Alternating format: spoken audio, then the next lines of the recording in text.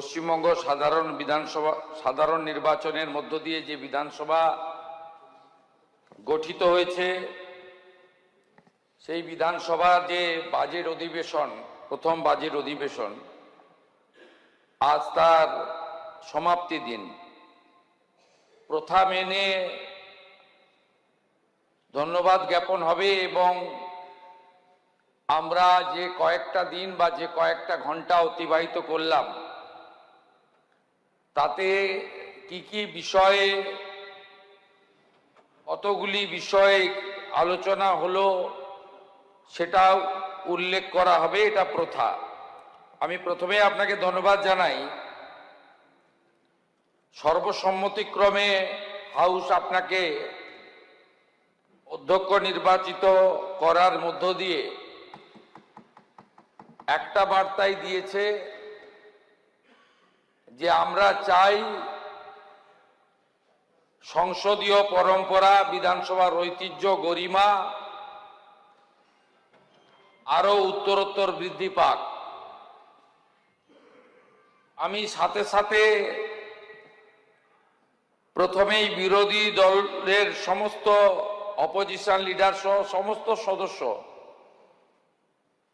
কারণ ভিন্ন ভিন্ন দল নিয়ে এবারে বিরোধী দলের সমষ্টি তৈরি হয়েছে বা জনগণ তৈরি করে দিয়েছে। আমি প্রত্যেকটি দলের প্রত্যেকটি অংশের সংখ্যার বিচার না করে ব্যক্তিগতভাবে প্রত্যেককে ধন্যবাদ জানাবো। তার সাথে শাসক পক্ষের সমস্ত বিধায়কদেরও ধন্যবাদ জানাবো, কারণ এই বিধানসভায় শতকরা ৭৫% বেশি নতুন বিধায়ক নির্বাচিত হয়েছেন, যারা প্রথমবারের। কিন্তু আমি বক্তব্য প্রত্যক্ষভাবে শুনেছি, বিভিন্ন সময় সুযোগ পেলে, যেহেতু এবারের বিধানসভা লাইভ হয়েছে এবং ইউটিউব চ্যানেলের মাধ্যমে এই রাজ্যের mainstream electronics media, social media, portal, YouTuber, তারাও এমনকি কিছু কিছু বিষয়ে ন্যাশনাল মিডিয়াতেও পশ্চিমবঙ্গ বিধানসভা এবারে জায়গা করে নিয়েছে। এটি একটি গুরুত্বপূর্ণ অধ্যায়ের সূচনা।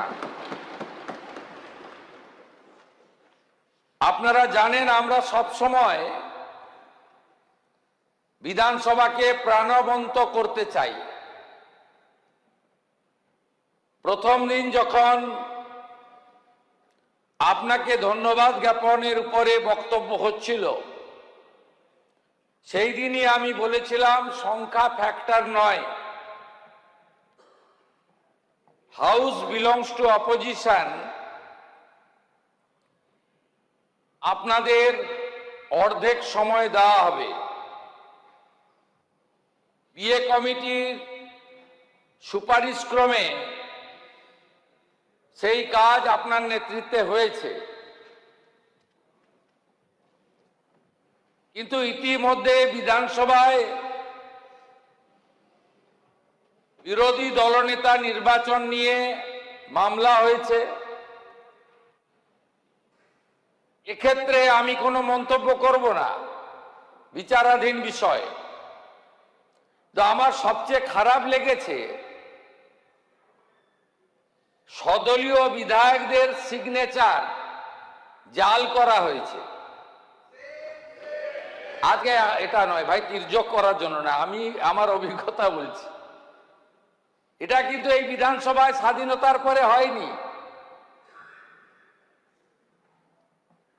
যে বিধায়করা বিরোধী দলনেতা নির্বাচনের মিটিংয়ে ছিলেন না, এমন 13 জনের সই টেম্পার করা হয়েছে। এটাও বেনজির। এটা না হলেই আমরা এক একজন 2.5-3 লক্ষ ভোটার, তার সঙ্গে আরো 30% পপুলেশন যোগ করলে 4.5-5 লক্ষ করে লোকের প্রতিনিধি। আমাদের এই কাজগুলো শোভা পায় না, এটা আমার মনে হয়েছে। আমি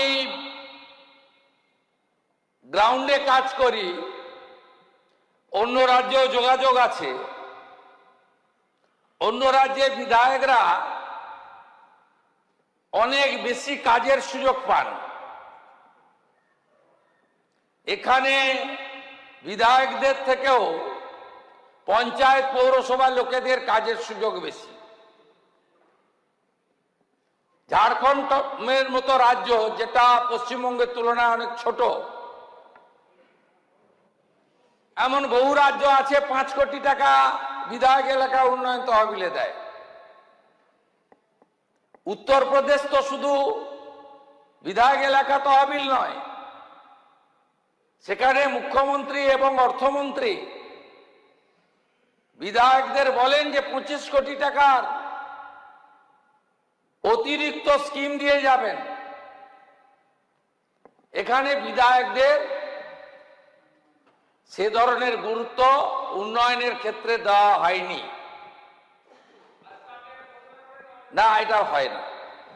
বাজেটের দিন তো বলেছেন অর্থমন্ত্রী 70 লাখের জায়গায় 1 কোটি, আস্তে আস্তে এগোবে। কিন্তু অনেক সমস্যার মধ্যে আছি। এই যে লাইভটা হয়েছে, এখনো স্লিপে ভোট। উত্তর পূর্বাঞ্চলে ছোট ছোট রাজ্যেও ইলেকট্রনিক্স ভোটিং মেশিন। বিধায়কদের আবাস গোটা ভারতবর্ষের মধ্যে সবচেয়ে নিম্নমানের আবাস পশ্চিমবঙ্গ বিধানসভা। প্রাসাদ দরকার নেই, কিন্তু এলাকা থেকে লোকজন আসেন, ভিজিটার আসেন, একটা রুমে ভিজিটার মিট করবেন, রান্না করবেন, না বসবেন, এরকম কেউ ভাবেনি। আগামী দিনে আপনার অনেক দায়িত্ব, সচিবের অনেক দায়িত্ব। রাজ্য সরকার প্রস্তুত, জমি দেওয়া হবে, বরাদ্দ দেওয়া হবে। বিধায়কদের কাজের পরিবেশ তার বিধায়ক আবাস থেকে শুরু হওয়া উচিত এবং তার এলাকায় গিয়ে শেষ হওয়া উচিত। আমি 5 বছর অপোজিশনের এমএলএ ছিলাম। এলোপিত ক্যাবিনেট মিনিস্টারের সমতুল্য পর্যায়ে পড়ে। কোন প্রশাসনিক মিটিংয়ে ডাকা তো দূরের কথা, 15ই আগস্টের কার্ডও দিত না। স্বাধীনতা দিবস এলাকায় হবে, সে কার্ডও দেওয়া নিষিদ্ধ ছিল। আমরা প্রথম দিন থেকে আপনাদের ডাকি, কথা বলি, আলোচনা করি, যুক্ত করি। মাননীয় অর্থমন্ত্রী তার বাজেট বক্তৃতায় শুধু বিজেপি এমএলএদের নয়, আপনাদেরও অনেক প্রস্তাব, 8 মাসের তো পূর্ণাঙ্গ বাজেট নয়, নিয়েছেন। আমার প্রস্তাব অতি দ্রুত house committee, finance committee, standing committee তৈরি সম্পূর্ণ করা উচিত। নিশ্চয়ই সরকার আপনাকে পরামর্শ দেবে, পরিষদীয় মন্ত্রী উদ্যোগ নেবে, চিফ হুইপ জানাবে। ডেপুটি স্পিকার, প্যানেল চেয়ারম্যান তো একটা হয়েছে। অনেক কাজ আমাদের বাকি আছে। এভারেজ 80 থেকে 100 দিন হাউস হওয়া উচিত এবং বিধানসভা প্রিমিসেসের মধ্যে যেমন ইলেকট্রনিক্স ভোটিং মেশিনও চাই, তেমনি আপনার নেতৃত্বে সচিবের ক্যান্টিনের গুণগত মানটাও বাড়ানো উচিত।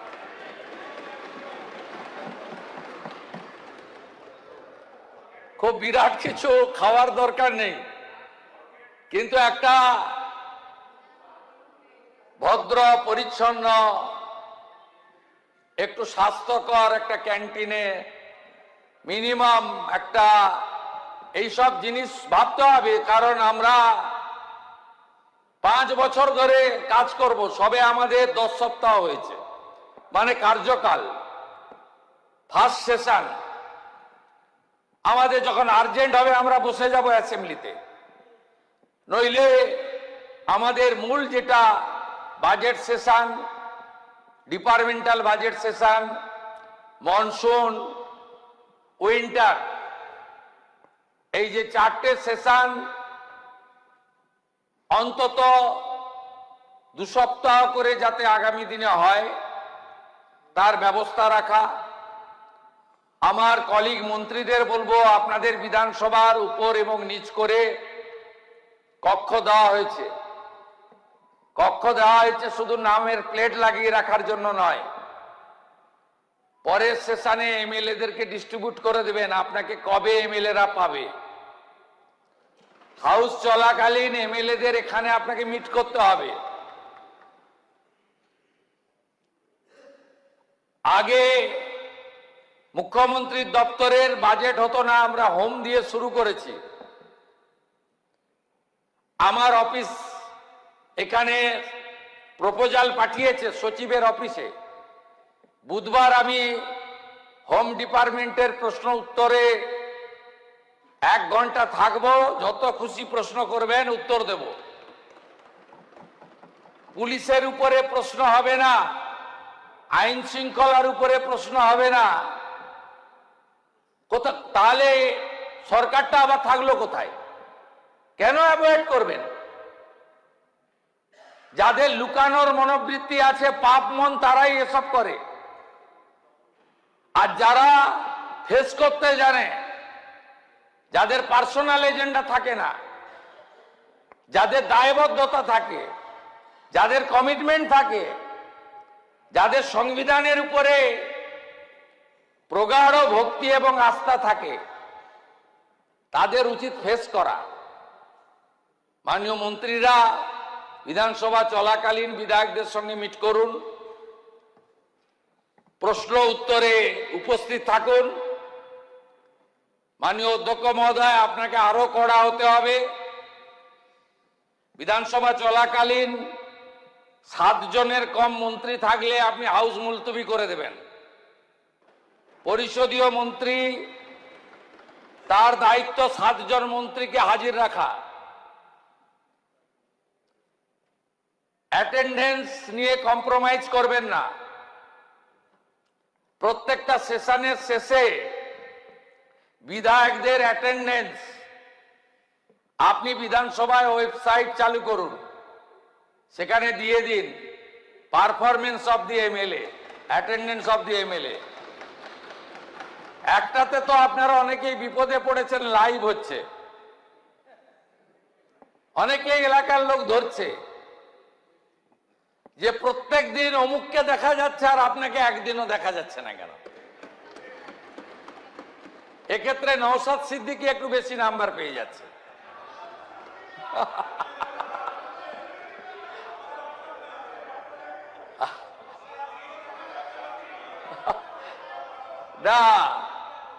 নওশাদ ভাই একটু আগে বলছিল যে আপনি তো এখন ভাঙড়ে এই সরকার আসার পরে সুস্থভাবে যাতায়াত করছেন, কোথাও কোনো সমস্যা হচ্ছে না।